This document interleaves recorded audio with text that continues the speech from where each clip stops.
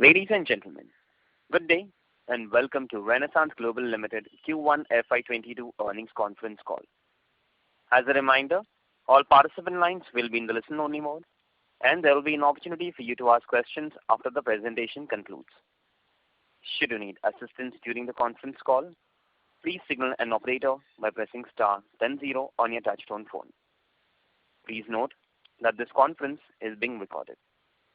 I now hand the conference over to Mr. Anup Pujari from CDR India. Thank you, and over to you, Mr. Pujari. Thank you.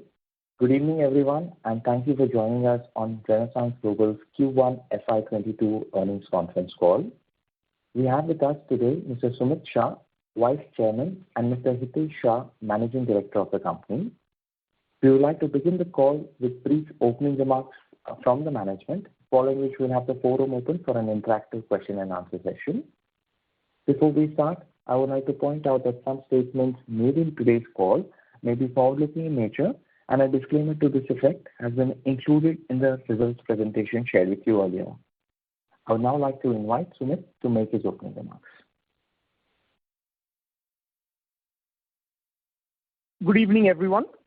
On behalf of Renaissance Global, I extend a warm welcome to everyone to this earnings conference call. I trust you and your families are safe and healthy. I will begin the call by providing you a quick overview of the company's operational and business highlights for the quarter, following which Hitesh will take you through the financial performance. We are pleased to share that we have started the new fiscal year on a positive note, with another quarter of consistent and solid performance, improved recovery, and further opening up of our key markets in the US and Canada translated into healthy demand and consumption during the quarter. We are seeing wider vaccine coverage, improving macros and sentiments, normalizing across the key geographies, which we believe will further strengthen demand momentum going forward. Our strategy is to grow our business through licensed brands and our own brand globally. We plan to scale this division through distribution through our retail partners and direct-to-consumer. Due to the structural shift within the jewelry industry towards brands, we see a decades-long opportunity for growth in this division. We are also investing in our own brands, Jewelry and Made For You, to create value. We see these brands as a means of differentiation in a very large global opportunity. We believe that the branded division will help improve operating margins meaningfully for years to come. We plan to invest in this division, generating meaningful cash flow and growth for our shareholders. In the last quarter, branded jewelry accounted for 24% of our total studded jewelry sales. Our strategy is to continue to grow the share of this business. The company is focused on branded jewelry through exclusive licensing arrangements with Disney, Hallmark, and our own brands. There are meaningful and significant discussions that are ongoing for new licenses that would support our growth for years to come. We would announce them at an appropriate time. We have now commenced operations in China by shipping our first order to LFX in Q1 22. Renaissance has planned an omni-channel approach for the Chinese market. We are very excited about the growth of our direct-to-consumer business. E-commerce adoption accelerated during COVID provides long-term momentum for this division.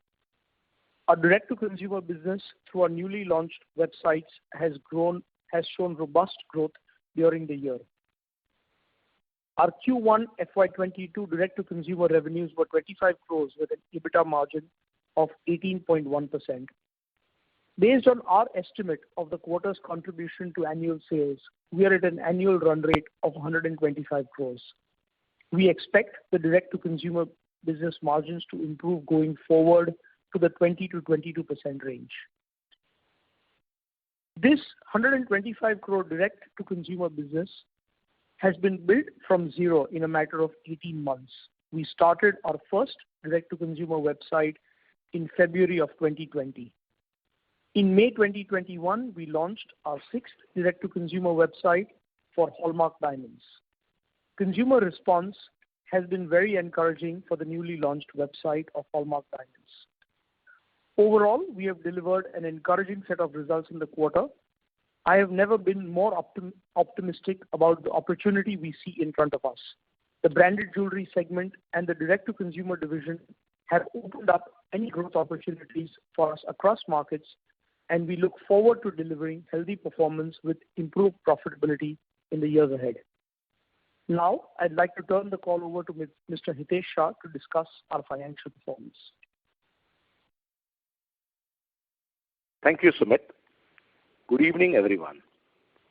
The company during quarter 1 of FY22 reported a total income of rupees 419 crores against rupees 189 crores during the corresponding quarter of the last financial year. This is a growth of 121% year over year. The performance was driven by increased offtake in our own branded jewelry segment, robust contribution from the direct-to-consumer business, as well as a lower base in the corresponding quarter of last year. With effect from 1st April 2021, the company has renegotiated terms with most customers across its plain gold division, due to which the company is now recognizing only making charges as revenues for this business. This will meaningfully reduce the reported revenues of the gold division without impacting EBITDA of this division. On a like-to-like basis, our revenue growth would have stood at 138% against the reported growth of 121%. Our EBITDA stood at rupees 41 crores, while our profit after tax stood at rupees 24 crores. We expect profit after tax for FY22 to grow between 18 to 22% over our FY20 profit after tax, which would be approximately 130 to 140% growth as compared to FY21 PAT. The company has managed to lower its net debt to equity levels to 0.25 in June 2021 from 0.45 as on June 2020. Cash and bank balances and current investments as on 30th June 2021 are at rupees 256 crores. The company's trailing 12-month return on equity stands at 10.9%, while our trailing 12-month core return on equity stands at 13%. Our long-term goal is to be at zero net debt over the next 3 years. In terms of geographic distribution of sales in Q1 of FY22, USA contributed around 66% to overall revenues, with 17% coming from Middle East. In terms of product category, studded jewelry contributed to 93% of the revenue, with the balance contribution coming from the plain gold jewelry segment. Thank you very much for your kind attention. Now the floor is open for Q&A. Thank you very much. We will now begin the question and answer session. Anyone who wishes to ask a question may press star and 1 on your touchtone telephone. If you wish to remove yourself from the question queue, you may press star and 2. Participants are requested to use handsets while asking a question. Ladies and gentlemen, we'll wait for a moment while the question queue assembles. Participants, you may press star and 1 to ask a question.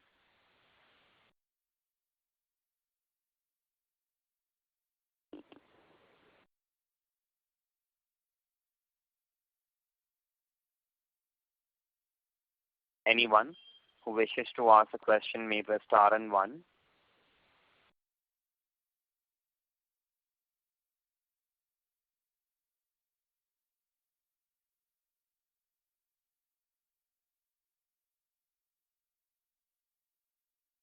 Participants, you may press star and 1 to ask a question.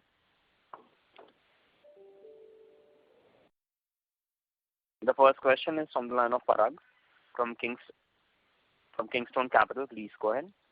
Hi, this is Parag from Knightstone Capital. Sumit, could you talk about the working capital of the 3 segments separately? How much is the inventory and receivables for your plain gold business, your branded business, and customer brand business?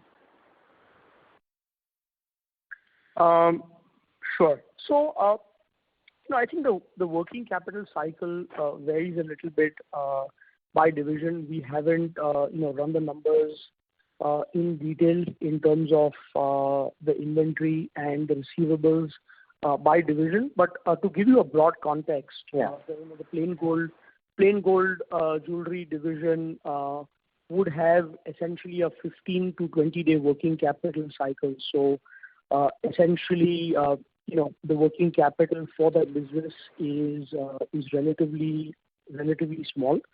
I think the working capital cycle for the studded jewelry part again is divided into two parts. The direct-to-consumer business, has obviously zero receivables and lower working capital and inventory cycle because gross margins are large, and even if we carry 3 to 4 months of inventory, it works out to between 15 to 20% of sales as working capital on the direct-to-consumer side. On the wholesale side, I would say in general, the working capital cycle is better on the licensed brands and the branded jewelry as compared to the customer brands, where there is lower rates of consignment and or testing that is done by the retailers. So, if I were to sort of tier the studded jewelry segment, obviously the direct-to-consumer bit would have the best working capital cycle, followed by the licensed brands that are distributed through retailers, and the highest working capital being for the customer brand segment. And for customer brand segment, approximately how much would the receivables be, and how much inventory do you generally keep? So I would say that our receivables average are between 30 to 90 days, and with the average being closer to 60. For the plain gold, plain gold would be zero, and plain gold would be very short, and direct to consumer would be zero. Sorry. Thank you. Thank you. Participants, you may press star and 1 to ask a question.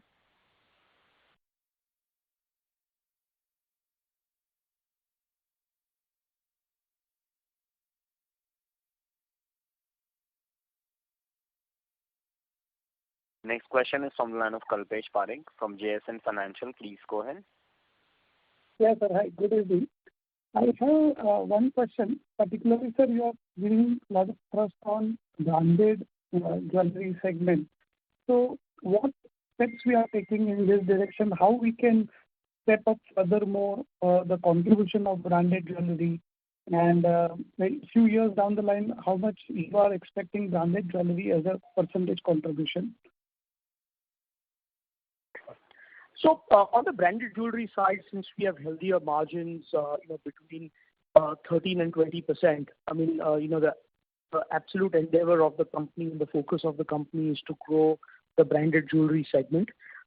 This includes deeper penetration of current brands. If I were to tier the various brands that we have, Enchanted Disney Fine Jewelry, which is the oldest brand of the company, is the more mature brand with wider distribution to over 2,500 stores.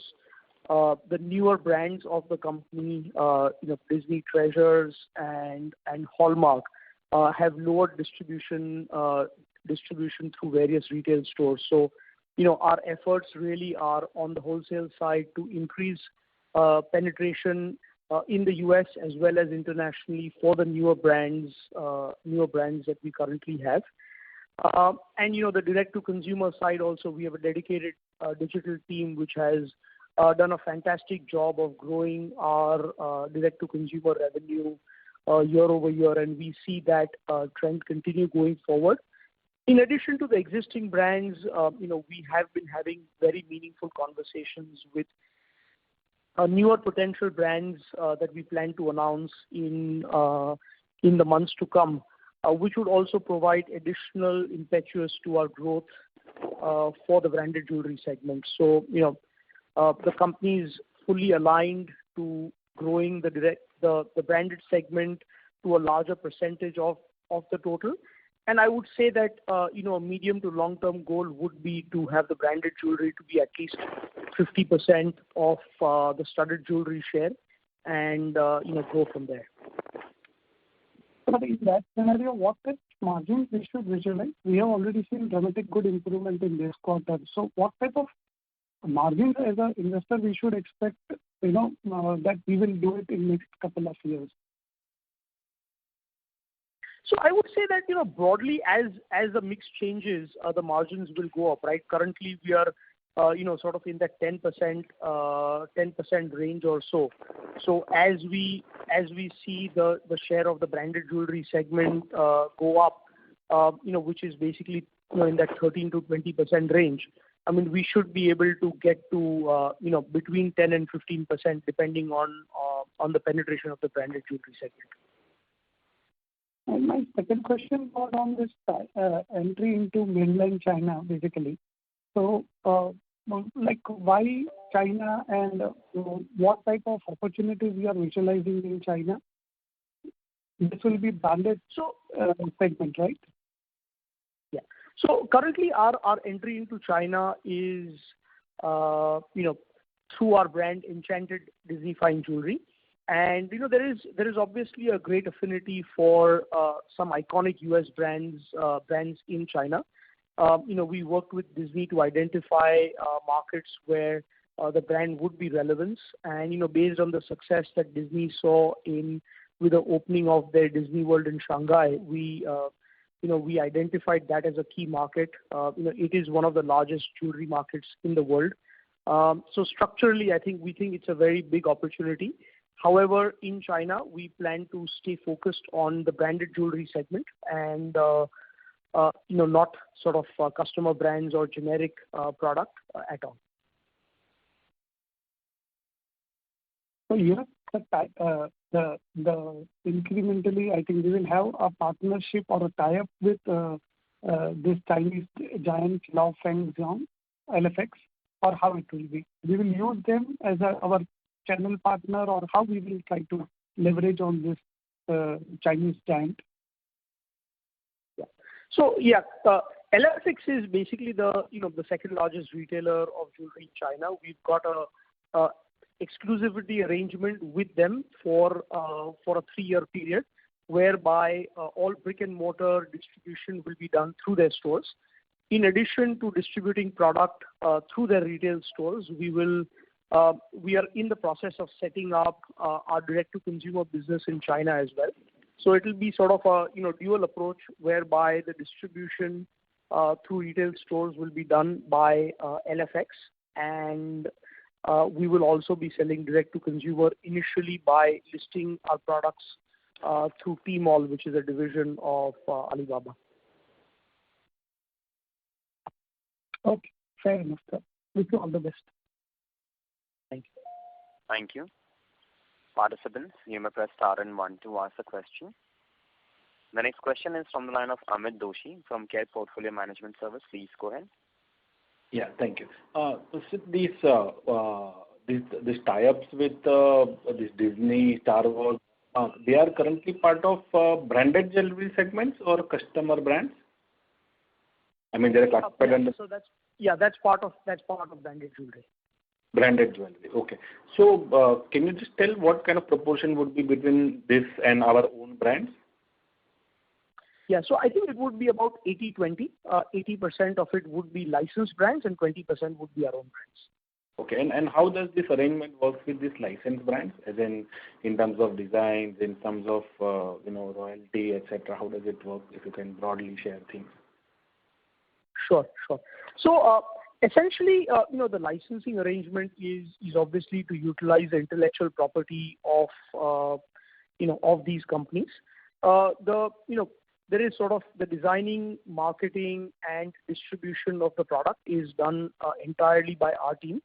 The role that Disney or Hallmark would play in this process is they would ensure that the product that we are creating or the marketing that we are creating does not infringe on their intellectual property in any way. So they sort of act as a gatekeepers of their brand to ensure that the product that is being created and the marketing is in line with their IP. Other than that, all of the product design, all of the marketing and everything is done by our team. Okay. So when you say it's an exclusive license, means so for example, for particular characters, if you have taken, so no other manufacturer would be able to kind of design on those fronts? Yeah. So currently, it's geographical. Our arrangement for fine jewelry with Disney in certain geographies is exclusive, but the brand Enchanted Fine Jewelry worldwide is only us. So there are certain geographies in the world where Disney may have given IP, to certain other manufacturers as well. But we are sort of building on the brand of Enchanted Disney Fine Jewelry, and in the US, in the fine jewelry space, it is an exclusive arrangement. Okay, and in terms of royalty or because everything is done by you, the designing, marketing, distribution. So how does that arrangement work? So, royalty is obviously, something that we've not disclosed publicly. But, our royalties are relatively competitive compared to what you'd see with any licensing arrangement globally. And, I think the margins that we're sort of reporting for this segment is obviously after payment of any royalty to the license, owners of the brand. Fair enough. And so if you were to sell, of course, the Disney jewelry, Disney branded or this Hallmark branded jewelry, of course, it would be far more easier for you. So in terms of EBITDA, in terms of margin between these two segments, like your own brands versus this Disney brands, etc. So what could be a broad difference in terms of that margin profile? So I think they would be similar. Our own brands as well as the licensed brands, the margins would be relatively similar in the branded jewelry segment. Oh, okay. So okay, fine. Okay, and this going forward, you see this proportion remaining 80-20, or what kind of proportion do you see this? So yeah, I would say that broadly in the short term, I think that the licensed brands will be the larger share of the branded jewelry segment, because I think that there is a significant opportunity to acquire new licenses. As you know, we have established ourselves as the go-to company in the US market in order to build a brand. I mean, for perspective, Enchanted Disney Fine Jewelry at retail is greater than a $200 million brand at retail. I mean, obviously, because we sell through retail partners, we recognize only 1/3 of that revenue, because that's the wholesale price of the product. So having built a brand which is over $200 million in a space of 4 or 5 years, there is significant advantages to us in terms of new licenses and new IP that we can sign. So we would definitely see the license part growing fast, and I would expect the proportion of 80-20 to remain going forward as well. Right. And also, I think if the margin profile is similar, then why, of course, developing your own brand, I'm sure it will take probably 4 years to kind of make a mark in the segment. Yes, it's much more difficult to grow your own brand. That you're absolutely right about. And with these brands, since the IP is intellectual property already exists and they are loved consumer brands, it's relatively easy to scale those businesses compared to our own brand. Any specific additional kind of marketing spend compared to last year you would have, or it's going to be like to like?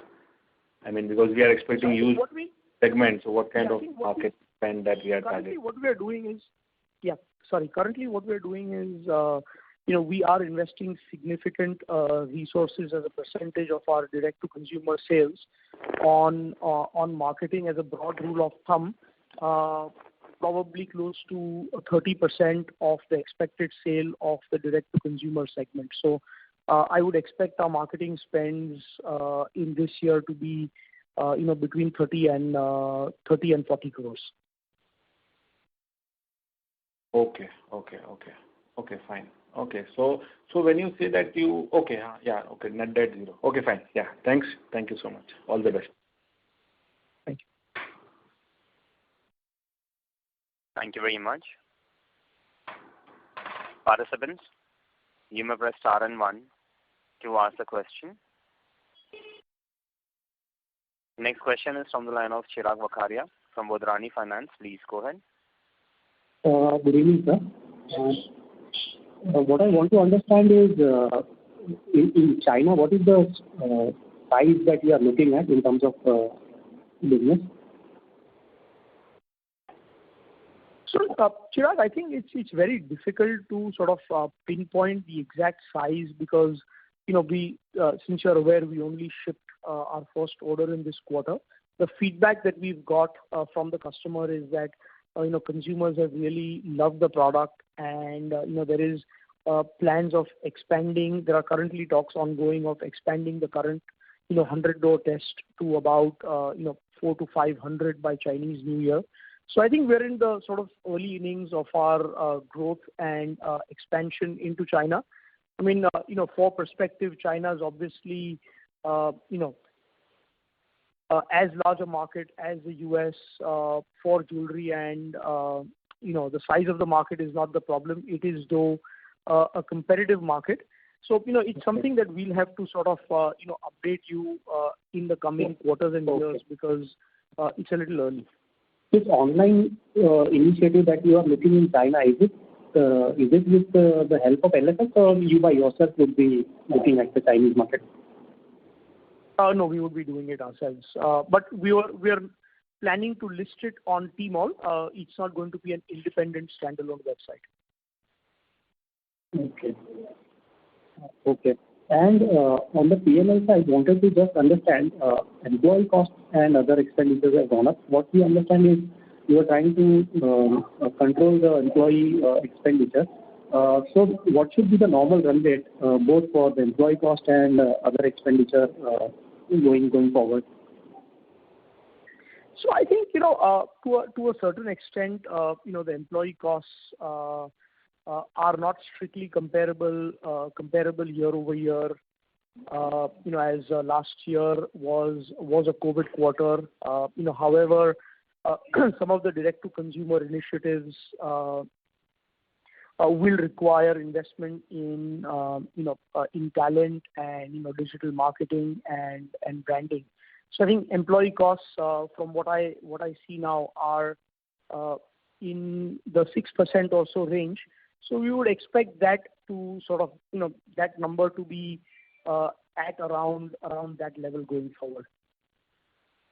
And the other expenditure, is there a one-off? I mean, it has also shot up, both sequentially. So I think the other expenditure does have a lot of variable expenditure. So when sales are higher, the other expenditure like shipping and manufacturing boxes. So there is a variable element to other expenditure as well. It's not more of a static number. So I would sort of kind of model part of it as a variable expenditure linked to sales. Okay, sir. Thank you. Thank you. Participants, you may press star and one to ask a question.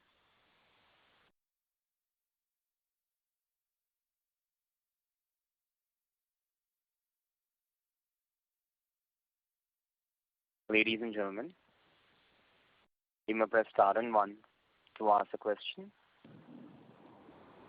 The next question is from the line of Parag Jhawar from Knightstone Capital. Please go ahead. Hi, Sumit. Parag again. Could you give an update on Irasva? I think last quarter, because of lockdown, must have been impacted, but what's the longer-term roadmap here in terms of number of stores rollout? And related to Irasva again, where is the revenue reported from Irasva, and which line item? Is it branded D2C or somewhere else? Yeah, sure. So, currently the revenues of Irasva are extremely small because all three of our retail stores are in Mumbai, and as you know, in the last quarter, our stores were not not operational. It would be the revenues are reported in the branded direct to consumer segment. However, the revenues currently were not material in this quarter because of the lockdown. I think as the stores open up, we should be our goal here is really to get to back to store level profitability, which our store was operating at prior to the pandemic. We haven't seen a recovery at unit level economics at Irasva after the pandemic. So we're sort of kind of in a wait and watch mode. However, we are very optimistic that we can solve for the Indian market and be able to grow the brand. So I would say that the longer term objective would be to grow the business and make it meaningful. But realistically, I think it's a 3 to 5 year process before Irasva contributes meaningfully to the revenues and the profitability of the company. Got it. Thanks. And one clarification on the license front. So what is the duration of the license that you have got, and what is the renewal process here? Is it automatic? You'll get it renewed in your favor, or it can be given to someone else as well? So, obviously the owners of the brand have the discretion to, at the expiry of the contract to decide to do whatever they please. However, having said that, Disney's had, like with Hasbro and Mattel, really long-term relationships and partnerships over 40 and 50 years. What I'll say about our licensing contract is they're relatively long-term, and currently at this point, we don't see any material risk of not being able to renew the licenses. And when you say long-term, would be 10 years plus? They are less than 10 years. It's between 5 and 10. Thank you. Thank you. Participants, you may press star and 1 to ask a question.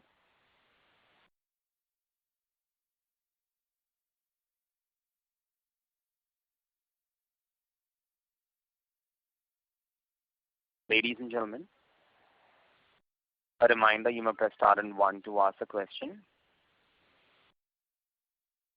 As there are no further... The next question is from the line of Nikhil from Galaxy International. Please go ahead. Yeah, thank you for the opportunity. Just one question. So on this Indian retail store side, what is the management thinking about this initiative actually? So it's a long-term initiative. Takes a lot of effort and it involves a lot of capital expenditure, brand building and other things. And so do you really want to go into... Your voice is coming very muffled. May I request you to speak through the handset? Yes, sure. Yeah, so the question is that, let's say, what is the management, let's say, view on... Nikhil, you are sounding very far away from the phone now. Hello? Yeah, go ahead. Yeah, am I audible now? Yes, much better. Thank you. Yeah, thank you. Okay, so my question was only related to Irasva. So basically, we are going ahead and starting this initiative, or have started this initiative with a couple of stores. But how do we actually want to grow in this business? Because it's a capital-intensive business, it takes a lot of effort, and then it's a little different from our, let's say, our business where we are primarily promoting our brand through the website and channel. So here we are having a physical presence. So just wanted to understand the thoughts on this. Thank you. Sure. So I think that our brand Irasva is a very specific brand, meant for more for daily wear and a little bit for occasion wear. So I think that it's targeting a certain opportunity and a certain type of customer. This is not a business which is wide, trying to be everything for everyone. And broadly, if I were to tell you the capital expenditure per store, would be in the region of about 2 crores a store. And I think even if we were to do 20 stores over the next 3 to 4 years, we're talking about a capex of 40 crores or so cumulatively over that time period. I think currently our company will probably generate between 110 to 150 crores a year in terms of free cash flow. So I don't think it's very meaningful as we grow that business in terms of significant capital expenditure. I mean, we're talking about sub 10 crores a year. And, working capital is also something we are sort of looking to manage by working with, 2-time turn on the inventory. So we don't expect that to be a significant drag. However, we will be extremely disciplined about only opening stores when it makes sense from, unit economics, meaning store level profitability, return on equity, and return on capital employed at store level. So I think we're going to be prudent in our growth plans here. However, we don't expect this to be a significant drag on our free cash flow generated by the business. Okay. No, my basic idea was that if this is not going to be very significant over the next 3 to 5 years, so do we really want to go ahead and put our energy into that? So that was the only question. Maybe there is merit in this which I am not able to understand. But that was the intent. So that was question number one. And second question, I just wanted to understand. So the licenses that we have for the brands, do we have these on a global basis? So tomorrow, if we want, we can go to Europe or Australia or some other developed world with these brands? Yes. That's right. Okay. So currently, our arrangement with Enchanted is already international. So we have the license for US, Canada, UK, Middle East, as well as China. And Star Wars is currently in the US, and we're just launching Star Wars in Japan as well. So the ability does exist for us to take on additional markets in a methodical manner. And going back to your question, to relevance of Irasva, we believe that, going forward, even at a level of, I just gave you a small example of 20 stores. I think each store has the ability to generate about 20 crores in revenue. And, if we do get to that size where we're going from 20 to 100 stores, I think it is possible for this to be meaningful going forward. It's obviously small today, but, we believe that there is an opportunity in India to create a differentiator and a differentiated business model. And, we do plan to stay committed to it as well. Okay. Just an additional question. So the geographical breakup of our let's say consumer brands would be, let's say, mostly from the US, right? So that's what my understanding is. Is there anything that you started, let's say, or planning to start in Europe? So Europe is a slightly more difficult market compared to the US for studded jewelry. And we do currently sell in the UK and in Europe, but it's a much smaller part of our business. Europe is effectively between 10 and 15% of our overall revenue. Okay, sure. So that's all from my side. Thank you. Thank you very much. Ladies and gentlemen, that was the last question for today.